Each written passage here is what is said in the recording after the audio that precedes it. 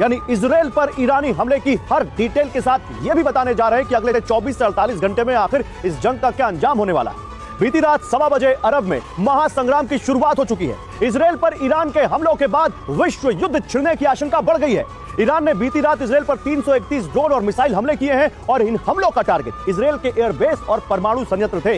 Iran के हमलों के बाद तेल अवीव से वॉशिंगटन तक अब यह सवाल है कि आगे क्या होगा। 14 अप्रैल से 14 मई तक 30 दिनों में एक बड़े युद्ध के छिड़ने की आशंका बढ़ गई है, जिसका ट्रिगर कभी भी दब सकता है।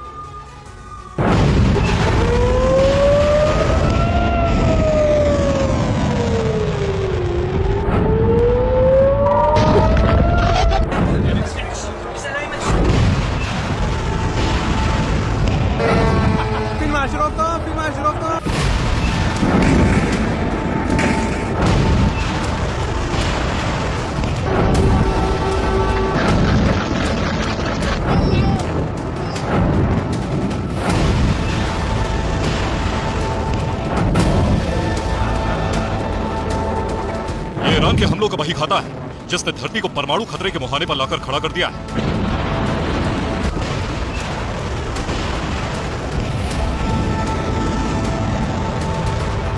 ये ईरानी मिसाइलों और ड्रोन का वो झुंड है जिसने पूरे अरब को युद्ध के उन्माद में धकेल दिया।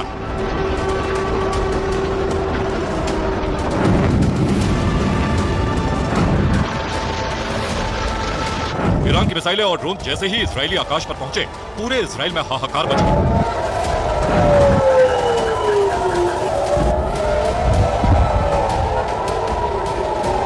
ईरान ने पूरी रात इजराइल पर बारूदी कहर जारी रखा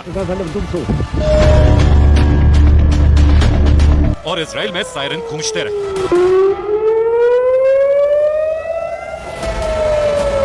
आसमान में शोले नजर आते रहे।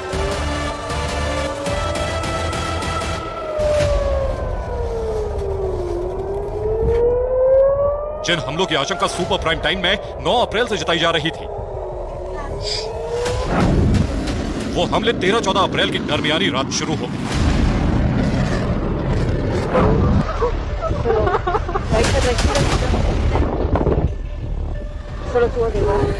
हमलों की शुरुआत भारतीय समय के मुताबिक रात 1:11 पर हुई।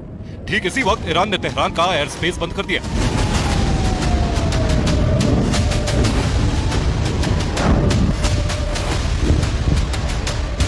रात 1:15 पर ईरान ने इजराइल पर हमले शुरू कर दिए।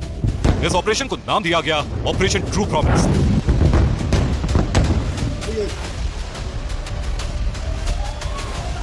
ईरान ने सीरिया के कॉन्सुलेट पर हमले के बाद कहा था कि इजराइल से प्रतिशोध लिया जाएगा और ईरान की जनता से यह वादा पूरा किया।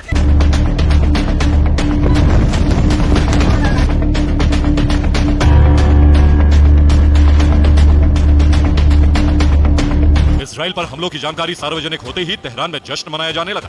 इजराइल विरोधी नारे लगाए जाने लगे।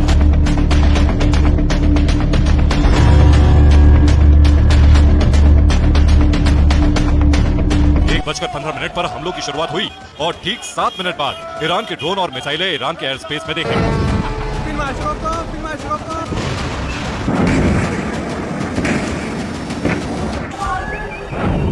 ये मिसाइलें इजराइल की तरफ बढ़ रही थी और इजराइल के डिफेंस सिस्टम ने हमले का अलर्ट जारी कर दिया। يا ابوي على المثلثين على المثلثين يا الله هيهم الصواريخ هيهم इजराइल के नेशनल टेलीविजन पर ऐलान कर दिया गया कि देश पर ईरान के हमले शुरू हो चुके हैं। دون أن نسمع أيضا صافرات الإنذار يبدو زين بأن الاعتراضات الجوية تتم حقيقة। इसके बाद ईरान के ड्रोन और मिसाइलों के झुंड इजरायली एयर स्पेस में पहुंचने लगे और अफरा तफरी मच गई।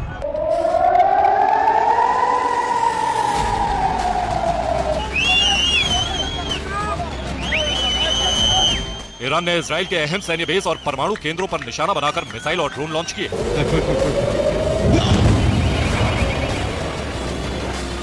नेगेव रेगिस्तान में इजराइल के डिमोना एटमी संयंत्र को टारगेट बनाया गया। इसके साथ साथ नेवतम एयरबेस पर भी ईरान की एक मिसाइल गिरी। इसी एयरबेस से इजराइल के फाइटर जेट गाजा पर बमबारी करने के लिए उड़ान भरते हैं। इसके अलावा इजराइल के रामोना एयरबेस पर भी मिसाइल हमले किए। सीरिया से छीने गए गोलन हाइट्स में इजराइल के इकलौते गांव में भी एक रॉकेट गिरा।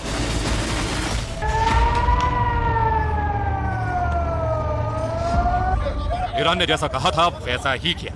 ईरान की दमिश्क कॉन्सुलेट पर इजरायली हमले में IRGC के 7 कमांडर मारे गए और इसके साथ ही ऐलान हो चुका था कि इजराइल पर बेतहाशा हमले होंगे।